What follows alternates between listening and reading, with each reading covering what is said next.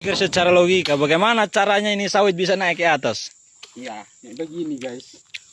Pertama itu tusuk. Tusuk, tusuk baru tikam. Baru Lempar. buang. Selesai. Jadi harus berpikir secara logika.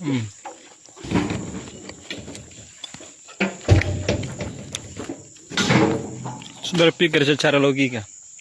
Tapi kita makan dulu ya.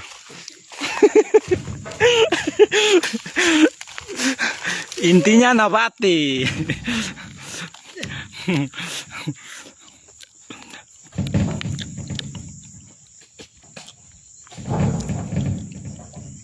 Kalau tidak bisa berpikir pakai logika, pakai perasaan saja.